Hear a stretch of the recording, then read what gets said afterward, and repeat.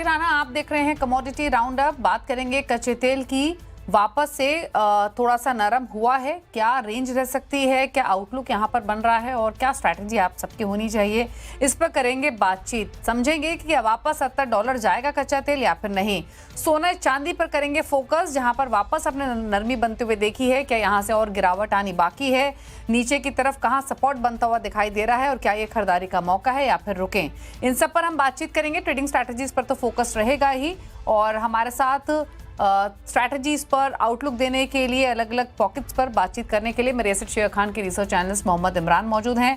All India Gem and Jewellery Domestic Council के vice chairman Avinash Gupta हैं। Kedia Advisory के director Ajay Kedia हमारे साथ बने हुए स्ट्रैटेजीज के लिए। लेकिन सबसे पहले शुरुआत सोने के साथ कर लेते हैं, जहां पर हमने जो मिडिल ईस्ट कंसर्न्स हैं, जो वापस से यूएस ईरान वॉर के कंसर्न्स हैं, उसने वापस से इन्फ्लेशन की चिंता को बढ़ाया है, जिसके कारण हमने अगेन जो गोल्ड प्राइसेस है वहां पर नरमी आते हुए देखी है। इंटरनेशनल मार्केट्स में जो प्राइसेस वापस सर्ज होना शुरू हुए थे, अब अगेन $4,000 के आसपास आ चुके हैं। घरेलू बाजार में 1,40,000 42,000 के भाव देखने को मिल रहे हैं। सबसे पहले तो अविनाश जी नमस्कार, स्वागत है आपका। ये जो वापस से डेवलपमेंट्स हुई हैं, जो ट्रम्प की तरफ से कल स्टेटमेंट्स आए हैं, जो वापस से टेंशंस रीएमर्ज हुई हैं, कैसे देखते हैं आप इनको गोल्ड प्राइसेस के पॉइंट ऑफ व्यू से? हालांकि जिन स्तरों पर अभी ट्रेड कर रहा है, ये लेवल्स हमने अब से कुछ सेशंस पहले ऑलरेडी देखे थे एक रेंज में, क्योंकि सोना कारोबार कर रहा था, बट कोई चिंता दिखाई दे रही है क्या भाव के हिसाब से? दीपाली जी बहुत बहुत नमस्कार। और आपने जैसे पूछा है, ये बिल्कुल चिंता का कोई विषय नहीं है। मेरे हिसाब से ऑलमोस्ट बॉटम पे है। अभी मैक्सिमम 5% और लोअर आ सकता है बेस्ड ऑन न्यूज़, लेकिन बहुत ज्यादा कोई मद्दी नहीं दिखती है। 5% की मद्दी मैक्सिमम हो सकती है, और इसको देखते हुए और डिमांड भी काफी इंप्रूव होना चालू हो चुकी है बाजार में। आज मार्केट के अंदर जो एकदम एक डलनेस आ गई थी, आज उस डलनेस की तरफ से एक दिमाग में डर बैठा हुआ था कि और सोना कितना नीचे जाएगा।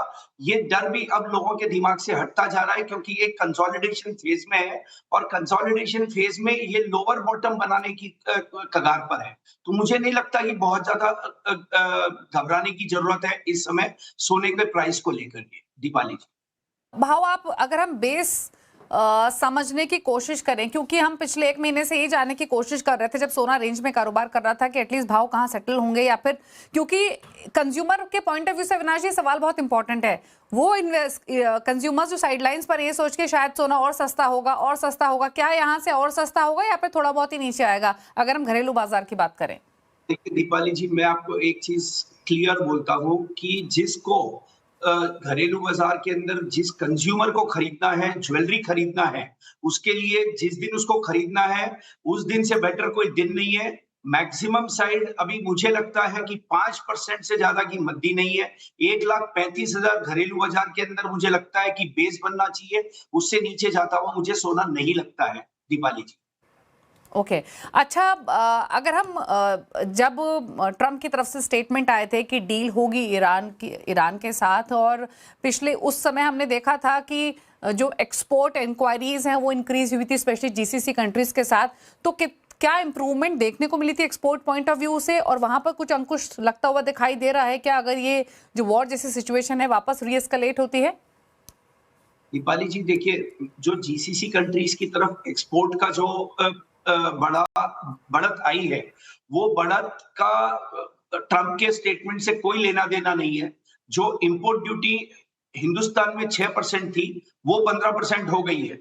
तो वो जो 15% ड्यूटी होने की वजह से जीसीसी कंट्रीज के अंदर अमूमन मैक्सिमम जो बाइंग होती है, वो इंडियन डायस्पोरा की होती है। तो इंडियन डायस्पोरा के लिए हिंदुस्तान से ज्वेलरी खरीदने से बेटर उनको लग रहा है कि हम दुबई या मिडिल ईस्ट कंट्रीज में या सराउंडिंग कंट्रीज जैसे सिंगापुर हो गया, वहां पे खरीदना उनको बेटर लग रहा है, और उसकी वजह से वहां पे एक्सपोर्ट ऑर्डर्स बढ़े हैं, ना कि ट्रम्प के कोई स्टेटमेंट से।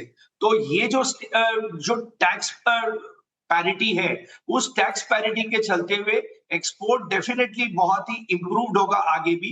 मुझे ये कंफर्म लगता है, इसके अंदर कहीं पे भी कोई दो राय नहीं रहेगी। दीपाली जी, ओके अच्छा, घरेलू बाजार की आपने बात की कि मांग में सुधार देखने को मिला है। जब वॉर चल रही थी, जब पीएम मोदी की तरफ से स्टेटमेंट आया था कि सोना खरीदने से बचे, उसके बाद जितने भी ज्वेलर्स से हमारे अविनाश जी बातचीत हुई, सबका कहना यह था कि 75-80% डिमांड नहीं है अगर पिछले साल के मुकाबले तुलना करें। कितना सुधार फिलहाल देखने को मिला है कि अगर एक इम्प्रूवमेंट समझना चाहें परसेंटेज टर्म्स में? अगर से हम परसेंटेज टर्म्स में बात करें तो जैसे आपने बोला कि सारे ज्वेलर्स ने बोला 75% 80% बिजनेस डाउन हो चुका था और वो सच्चाई है। आज की डेट में वो 75-80% की गिरावट 40% से 45% पे आ गई है। तो एक काफी अच्छा बाउंस बैक देखने को मिला है। ऑलमोस्ट 50% की जो डाउनफॉल थी उससे रिकवरी देखने को मिली है। तो मुझे लगता है कि आगे के जो महीने हैं, अगस्त सितंबर, इधर से हमारी बाइंग चालू हो जाती है ज्वेलरी की। तो जब फेस्टिवल सीजन आएगा उसके अंदर आपको लास्ट ईयर के बराबर देखने को मिलेगा या लास्ट ईयर से थोड़ा सा बेटर देखने को मिलेगा डिमांड के अंदर, क्योंकि भाव भी काफी सॉफ्ट हुए हैं पिछले साल के मुकाबले। तो उसका भी एक बेनिफिट यहाँ पर आएगा, देखने में को भी मिलेगा दीपाली जी। और रिसाइकिल गोल्ड का कंपोजिशन कुछ कम हुआ है क्या, जो इंक्रीज हो गया था?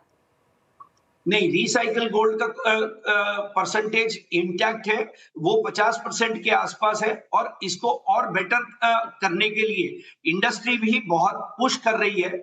आज अलग-अलग तरीके से कंज्यूमर को लुभाने के लिए नई-नई स्कीम आ रही है, क्योंकि देश पूरी तरह से प्रधानमंत्री के साथ है। देश नहीं चाहता कि इंपोर्ट ज्यादा बढ़े। इंपोर्ट को कम करने के लिए जो चीजें सरकार के साथ हम मिलकर कर सकते हैं, उसके ऊपर सारी चीजों के ऊपर वर्क हो रहा है। तो मुझे लगता है कि रिसाइकल गोल्ड या जो एक्सचेंज गोल्ड है, वो एक्सचेंज गोल्ड अभी कम नहीं होना चाहिए। ये इंटैक्ट ही रहेगा या इससे थोड़ा सा बढ़ेगा, दीपाली जी। ओके और अविनाश जी, एक सवाल सबके मन में होता है या फिर सब लुक फॉरवर्ड करते हैं, वो होता है दिवाली का समय। नवंबर में दिवाली है, 10-12 नवंबर के आसपास। तब आप सोने के भाव कहाँ देख रहे हैं, पहला सवाल। और दूसरा ये कि वो कंज्यूमर्स जो खरीदना चाहते हैं बट रुके हुए हैं भाव की वजह से कि शायद और नीचे आएगा, क्योंकि फॉलिंग प्राइसेस हमेशा एक हॉल्ट लेकर आते हैं कंज्यूमर के दिमाग में भी कि अभी शायद बेहतर भाव मिल जाएगा, रुकते हैं, उनके लिए सलाह क्या है? अगर दीपाली जी वार रुक जाता है और सब चीज स्टेबल हो जाती है, तो मुझे लगता है दिवाली हम 1,60,000 के आसपास देखेंगे। नहीं तो 1,35,000 से 1,45,000 के बीच में आपको सोने का दाम देखने को मिलेगा दिवाली के आसपास भी। और जो मद्दी का जो एक दिमाग होता है, मैं मानता हूं कि कंज्यूमर के दिमाग में होता है, लेकिन मुझे लगता है कि we have almost touch the bottom. $3,800 international market के अंदर मुझे लगता है कि बॉटम होना चाहिए। और उस हिसाब से मुझे लगता है कि हिंदुस्तान के दाम के हिसाब से 1,35,000 से 1,37,000 का लोएस्ट है और आज 1,42,000 के आसपास भाव चल रहा है। तो बहुत लंबी चौड़ी मद्दी मुझे नहीं लगती है। मुझे ये लगता है कि 1,60,000 बहुत आसानी के साथ में दिवाली के आसपास भाव होना चाहिए सोने का। ओके, ठीक है। शुक्रिया अविनाश जी अपनी राय देने के लिए, व्यूज देने के लिए हर पर्सपेक्टिव से, फिर चाहे वो भाव हो या फिर मांग की स्थिति हो, एक्सपोर्ट सिचुएशन ही क्यों ना हो। Thank you so much. Ajay Kedia भी हमारे साथ बने हुए हैं। अजय, दो इनफैक्ट सिमिलर सवाल आपसे होगा जो मैंने लास्ट में पूछा अविनाश जी से। दिवाली तक भाव आप कहाँ देख रहे हैं, और क्या 1,35 1,40 मान के चलें कि शायद इससे नीचे सोना नहीं जाएगा? नमस्ते दीपा जी। बिल्कुल, अगर हम देखते हैं तो जून महीना है वो बहुत ही करेक्टिव रहा है। Q2 में हमने 25 साल की सेकंड सबसे बड़ी गिरावट गोल्ड में आती हुई देखी। पहले मैं मान के चल रहा था कि 4,000 का लेवल तोड़ के नीचे में 3,450 3,500 तक का भी लेवल दिखा सकता है। बट जिस ढंग से हमने कच्चे तेल में जो बड़ा फॉल आती हुई देखा, जिसके बाद इन्फ्लेशन कंसर्न्स कम हुए, हालांकि कल की लड़ाई के बाद हमने इन्फ्लेशन वापस बढ़ने की चिंता जरूर देखी, बट मुझे नहीं लगता है कि 3 रेट हाइक आएगा। एक रेट हाइक की पॉसिबिलिटी 2026 में रहनी चाहिए मैक्सिमम। और गोल्ड में मुझे नहीं लगता यहाँ से कोई बड़ा फॉल रहेगा, क्योंकि जो अभी आप जो लड़ाई देख भी रहे हैं कि उसका बड़ा इंपैक्ट नहीं पड़ेगा, क्योंकि अब ये रशिया यूक्रेन की तरफ प्राइज इन हो चुका है, यूएस ईरान की ये चीजें। तो मुझे लगता है 1,40,000 का बेस बन जाएगा यहाँ से। और दिवाली या ईयर एंड तक की अगर मैं बात करूं तो मुझे लगता है कि 1,65 के आसपास आराम से दिखाई देगा सोने में। इंटरनेशनल में ध्यान रखिए कि यहाँ से $5,100 तक का एक रेजिस्टेंस रहेगा। अक्टूबर के बाद 5100 के ऊपर मुझे लगता है एक एग्रेसिव बाइंग आएगी, जिस ढंग से ETF के भी जो नंबर वर्ल्ड गोल्ड काउंसिल के आए हैं कि फर्स्ट हाफ के अंदर YOY अगर हम कंपेयर करें वहां पे इंक्रीमेंट दिखाई दिया है, सेंट्रल बैंक की बाइंग कंटिन्यू जा रही है, तो आई एम मोर बुलिश। 140 के नीचे सस्टेनेबल नहीं दिखाई दे रहा है सोना, ऊपर में 165 दिवाली तक, बट अगले साल भी अगर नए हाइस लगा दे तो कोई बड़ी बात नहीं है सोने के लिए। ओके और अभी अगर कुछ सेशंस के पॉइंट ऑफ व्यू से बात करें तो सोने पर क्या ट्रेडिंग स्ट्रैटेजी आप रेकमेंड कर रहे हैं अपने क्लाइंट्स को? कल का जो फॉल था वो इतना एंटिसिपेट मैं करके नहीं चल रहा था, बट डिस्पाइट दैट प्राइजेस ने बहुत ही अच्छा 4050 का लेवल होल्ड कर लिया था। आज इंटरडे के लिहाज से मुझे लगता है 1,43,500 पे लेके चलिए, 1,42,000 का स्टॉप लॉस लगाइए, 1,46,000 तक के टारगेट मिलेंगे, मे बी कल तक भी मिल जाए, कोई बड़ी बात नहीं है, बट यहाँ से मुझे लगता है बाइंग करके चलिए सोने में। अच्छा, चांदी पर अजय क्या राय रहेगी आपकी? ये तो वापस $60 के नीचे 58 के आसपास है, यहाँ क्या व्यू है? चांदी मुझे लगता है कि 56 का रिकवरी की, ऊपर में $54 तक का लेवल देख रहे थे, बट प्राइजेस 60 के इर्द गिर्द ही रहेगा अभी as of now. Gold silver ratio 71 के करीब है, 72 के ऊपर जाता हुआ दिखाई नहीं दे रहा। यहाँ से फॉल बैक रहेगा तो चांदी में रिकवरी शानदार दिखाई देगी कल की बड़ी गिरावट के बाद। आज इंटरडे के लिहाज से मुझे लगता है 2,24,000 पे लेके चलिए, 2,20,000 का स्टॉप लॉस लगा लीजिए, 2,28,000 तक के टारगेट रहेंगे। ये वीक की क्लोजिंग 60 के ऊपर आ जाती है तो आप मान के चलिए सीवियर शॉर्ट कवरिंग चांदी में आती हुई दिखाई देगी। ओके, तो ये चर्चा हुई चांदी की। घरेलू बाजार में आज देखें तो 0.5% के आसपास की बढ़त देखने को मिल रही है। इंटरनेशनल मार्केट में $58 के आसपास सिल्वर ट्रेड करते हुए दिखाई दे रहा है। लेकिन चलिए अब बात करेंगे कच्चे तेल की, और कच्चे तेल का भाव देखें तो हमने कल प्रेशर देखा था और 5-6% का एकदम से फॉल बनते हुए दिखाई दिया था जब ट्रंप की तरफ से स्टेटमेंट्स आए ईरान को लेकर, और आज वापस प्राइसेस थोड़े से नरम है, $77-78 के आसपास ट्रेड कर रहा है। मोहम्मद इमरान हमारे साथ बने हुए हैं। इमरान, इनफैक्ट कुछ सेशंस पहले हम चर्चा कर रहे थे कि ओवर सप्लाई की सिचुएशन रहेगी, डिमांड उतनी स्ट्रांग नहीं है, चाइना फैक्टर की बात कर रहे थे कि प्राइसेस और नीचे आ सकते हैं, और एकाएक जो रिवर्सल प्राइस में दिखा है उसके पीछे का रीजन हम सबके सामने है। सबसे पहले तो ये समझना चाहेंगे, क्या यहाँ से जब तक क्लैरिटी नहीं मिलती है यूएस ईरान सिचुएशन को लेकर, क्या बड़े वॉलेटाइल मूव्स के लिए तैयार रहें? क्या रेंज रह सकती है? क्या व्यू है आपका? हाँ, नमस्कार दीपाली जी। तो जी हाँ, जैसे हमने लास्ट टाइम भी बात करा था, तो अभी के लिए सिचुएशन ऐसा है कि लाइक डिमांड इम्प्रूव हो रही है और उसकी वजह से प्राइसेस में वॉलेटिलिटी, मतलब अब जैसा कि अगर सॉल्यूशन ये रीएस्केलेशन है, ये थोड़ा ही दिन और चलता है, तो मुझे लगता है ब्रेंट प्राइसेस एक बार के लिए 84 से 85 का लेवल दिखा सकते हैं और WTI प्राइसेस अराउंड $80 तक आ सकते हैं। लेकिन इम्पोर्टेंट ये है कि क्रूड ऑयल तो ओवर सप्लाई में है, लेकिन जो प्रोडक्ट्स हैं वो काफ़ी शॉर्टेजेस में हैं, क्योंकि आप ये देखें कि रशिया में जो भी रशिया यूक्रेन का वॉर चल रहा है उसकी वजह से रशिया ने अपने डीजल एक्सपोर्ट्स बंद कर दिए हैं, और जो यूएस के क्रूड इन्वेंट्रीज जो वीकली डेटा आया है उसमें भी उनके एक्सपोर्ट्स काफ़ी इम्प्रूव हुए हैं या इंक्रीज हुए हैं, बिकॉज जितना भी वो प्रोडक्ट सप्लाईज हो रहे हैं वो यूरोप और रशिया में जा रहा है। तो और एक और चीज जो देखने वाली है कि इसमें क्रूड ऑयल प्राइसेस तो करेक्ट हुए हैं पिछले वॉर की वजह से, लेकिन आप ये देखें कि गैसोलीन, डिस्टिलेट या इनके प्राइसेस में इतना करेक्शन नहीं आया है। अभी भी अगर आप ईयर टू डेट देखेंगे तो गैसोलीन प्राइसेस अभी भी यूएस में 80% हाई है। तो because demand recovery, SPR reserve जो हैं वो आप ऐसे देखें कि लास्ट ईयर 415 मिलियन बैरल पे थे और इस साल अभी 320 मिलियन बैरल के आसपास हैं, और पिछले 3-4 महीने में या पिछले एक साल में 95 मिलियन बैरल्स के रिजर्व्स एसपीआर से खत्म हुए हैं। तो ये सारे रिप्लेनिश तो होंगे, अभी तक कुछ नहीं हुआ है, लेकिन ये वाले तो क्रूड एक ब्रॉडर रेंज में रहेगा ना, वो यहाँ से ऐसा नहीं लगता है कि वापस से क्रूड ऑयल 100 के आसपास चले जाएगा।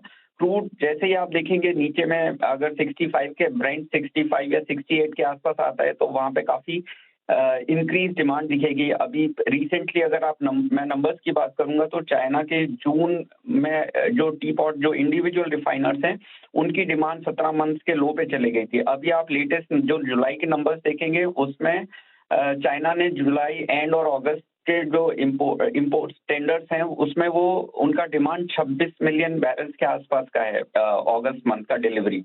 तो ये काफी इम्प्रूव डिमांड है। अगर मैं कंपेयर करूं, मई में उन्होंने सिर्फ 33 मिलियन बैरल्स के इंपोर्ट किए थे। Okay okay. और तो फिर यानी इमरान, जैसे आपने क्लियरली बताया, मान के चलें कि फिलहाल की स्थिति को देखते हुए नीचे की तरफ 65-68 और ऊपर की तरफ $84-85 के बियॉन्ड जाने की पॉसिबिलिटी फिलहाल नहीं रह सकती, इसी रेंज में प्ले हो सकता है न्यूज़ फ्लो के मुताबिक, करेक्ट? बिल्कुल बिल्कुल। ओके अच्छा, नेचुरल गैस पर आपका व्यू क्या है? क्योंकि हमने देखा है कि गैस प्राइसेस पर भी इसका सीधा इम्पैक्ट हमने पास्ट में देखा है वॉर जैसी सिचुएशन के बीच में। और नेचुरल गैस के पर्सपेक्टिव से तो एक ट्रिगर और बहुत इंपॉर्टेंट है कि जो ग्लोबल डिमांड है, माना जा रहा है कि कॉन्ट्रैक्ट हो सकती है इस साल, लेकिन सप्लाई भी दूसरी तरफ टाइट साइड पर है, जिसने प्राइसेस को लगातार सपोर्ट लैंड किया है। क्या व्यू है यहाँ आपका?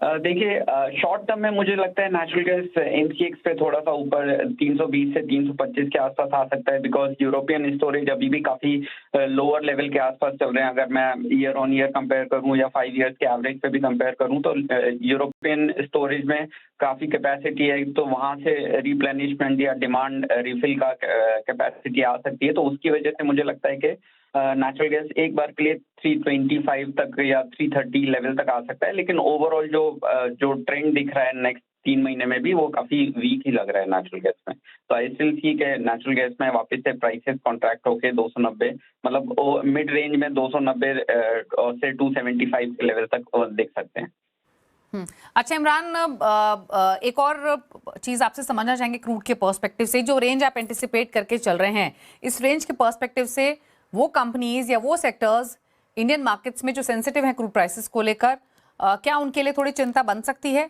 जैसे कि ऑयल मार्केटिंग कंपनीज ही हम देखें कल के सेशन में प्रेशर दिखा रही थी, आज भले ही थोड़ा सा रिकवर हुई हैं, तो कैसे देखते हैं आप उस पर्सपेक्टिव से?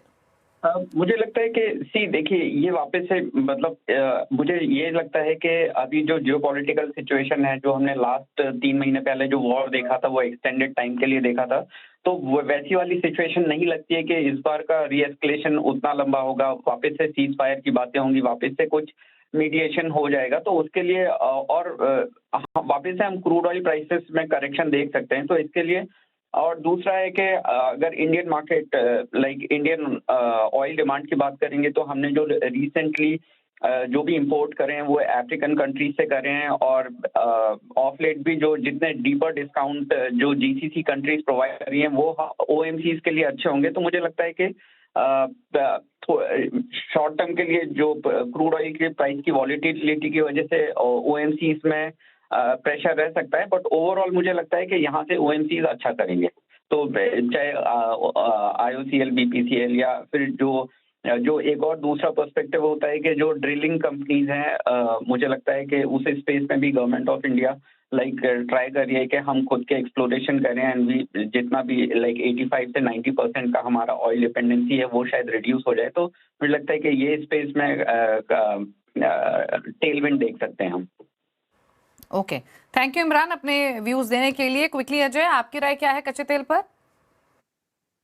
कच्चे तेल में मुझे भी लगता है कि मार्केट सस्टेनेबल नहीं करेगा, और जो रशिया यूक्रेन वॉर में हमने देखा प्राइस डिस्काउंट करके चले गए, वैसे ही अब ये यूएस ईरान का भी जो एस्केलेशंस रहेगा वो डिस्काउंट हो जाएगा। मैक्सिमम अपसाइड मुझे $80-81 के ऊपर बैंड नहीं लग रहा है, बट ओवर सप्लाई के चलते ओपेक भी अपना प्रोडक्शन बढ़ा रहा है।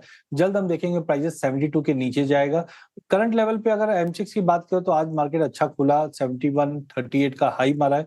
मुझे लगता है 7050 के करीब बेच के चलिए, 7250 का स्टॉप लॉस लगाइए, प्राइजेस 6750 तक का लेवल फिर से दिख जाएगा। एज ऑफ नाउ जुलाई के 8-10 दिन जो है वो नीचे में 6400 के नीचे नहीं तो 74 के ऊपर भी नहीं, दायरे में रहेगा, बट अब थोड़ा बहुत कूल ऑफ होता हुआ दिखाई देगा यहाँ से। ओके, रुक रहे हैं इसी के साथ एक ब्रेक के लिए। लौटेंगे तो फोकस करेंगे ट्रेडिंग स्ट्रैटेजीज पर। सोने चांदी, कच्चे तेल पर, नेचुरल गैस पर तो बातचीत हुई, बेस मेटल्स और एग्री पैक में कहाँ है कमाई के मौके, समझेंगे एक छोटे से ब्रेक के बाद।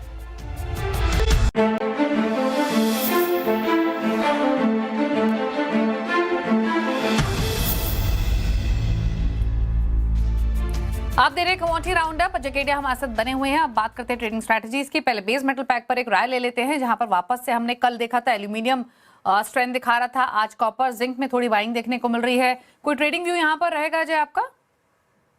बिल्कुल दीपाली, मुझे लगता है पूरे बेस मेटल पैक के अंदर अच्छी तेजी बनती हुई दिखाई देगी, जहां पे कॉपर 1270 पे लेके चलिए, 1260 का स्टॉप लॉस, 1290 का टारगेट रहेगा। ध्यान रखिए 1290 के ऊपर की क्लोजिंग 1340 तक की भी डोर ओपन करती है। वहीं जिंक के अंदर हमने सरप्लस कम होते हुए देख रहे हैं, जिसकी वजह से तेजी ज्यादा बड़ी दिखाई दे रही है।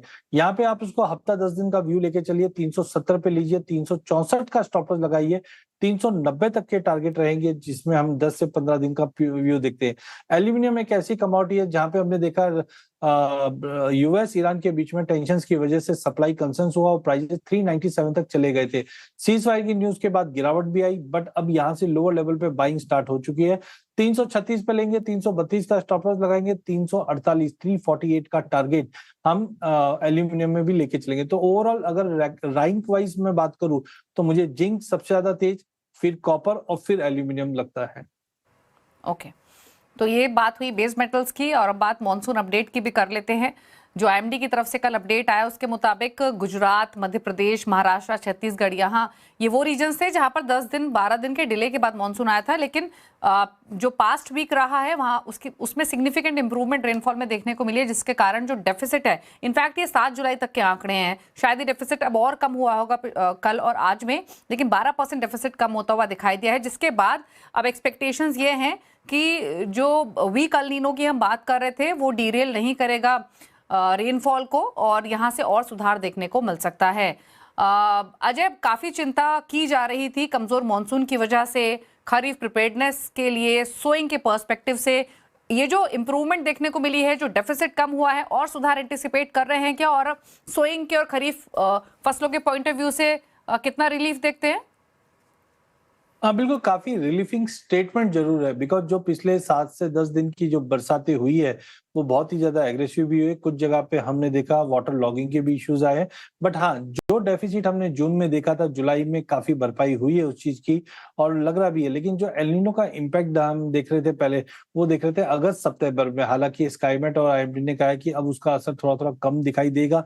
उसका असर हम देखेंगे खरीफ की सोइंग की प्रोग्रेस के ऊपर अच्छा पड़ेगा, but that is too early to say right now, because sowing just अभी कंप्लीट हुई है। वाटर लॉगिंग का क्या इशू है, बट इसका असर प्राइसेस पे जरूर आते हुए देख पा रहे हैं हम लोग, चाहे वो गवार शीट, गवार गम, जहाँ पे 1.5 से 2% की तेजी आज भी दिखाई दे रही है। लेकिन मसालों में खास करके धनिया और हल्दी, ये दो ऐसी कमोडिटी है जहाँ पे बैलेंस शीट भी काफी टाइट है और बड़ा मोमेंटम आता हुआ दिखाई दे रहा है। ओके, तो ये तो बात हुई मॉनसून की, और अब बात कर लेते हैं स्पाइसेस की। पहले तो ग्वार गम, ग्वार सीड लेकर आते हैं। ऐसा लग रहा है कि जो सालों की अंडर परफॉर्मेंस थी वो खत्म होते हुए दिखाई दे रही है और दिन बदलते हुए दिख रहे हैं ग्वार गम, ग्वार सीड के। क्या व्यू है आपका अजय? बिल्कुल, आपने सही पहचाना। इसमें गवार शीट, गवार गम मल्टीपल ऑफ टाइम पिछले 1.5 महीने में हमने देखा 6200 का लेवल छूता है, बट सस्टेन नहीं कर पाता। इस बार मानसून को देखते हुए लग रहा है कि ब्रेकआउट बड़ा रहने वाला है, तो 6200 के ऊपर लेके चलिए। अभी 6100 यहाँ पे भी लीजिए, कोई तकलीफ नहीं है, फंडामेंटल मजबूत है। 6200 के ऊपर मुझे लगता है कि कम से कम 7200 तक के भी लेवल मिलेंगे। 5700 के स्टॉप लॉस लगा के थोड़ा लंबा व्यू लेके चलिए, क्योंकि काफी समय के बाद ये ब्रेकआउट आता हुआ दिखाई देगा। गवार गम में भी अगर हम देखते हैं तो यहाँ पे 11800 के ऊपर की क्लोजिंग, या आप माने 12000 के ऊपर की क्लोजिंग, 11200 का स्टॉप लॉस और 13500 तक के भी टारगेट रहेंगे, क्योंकि कैरी ओवर स्टॉक काफी डिप्लीट हो चुके हैं, एक्सपोर्ट डिमांड मेंटेन है, और जिस ढंग से यूएस अपने प्रोडक्शन कच्चे तेल के बढ़ा रहे, तो फ्रैंकी की डिमांड और चूरी कौरमा, क्योंकि सोयाबीन भी तेज है, कॉटन सीड ऑयल केक भी तेज है, तो यहाँ पे फीड इंडस्ट्री से भी डिमांड बनी हुई है। तो बिल्कुल एक बड़े ब्रेकआउट के लिए गवार सीड, गवार गम दोनों ही तैयार है। और आज के सेशन में शानदार मूव भी है, 1.25% ऊपर ग्वार सीड है, ग्वार गम 2.25% ऊपर है, और इसके अलावा स्पाइसेस के पैक में as usual turmeric strong performance दिखाते हुए, और कोरिएंडर तो कल नीचे था लेकिन हर डिप पे बाइंग इमर्ज होती है और आज भी 2% ऊपर है। थैंक यू अजय आने के लिए शो में और सभी ट्रेडिंग स्ट्रैटेजीज रेकमेंड करने के लिए हमारे व्यूअर्स को शुक्रिया। इसी के साथ एक ब्रेक का वक्त हो गया है। ब्रेक के उस पार भी खबरें जारी CNBC आवाज पर। नमस्कार।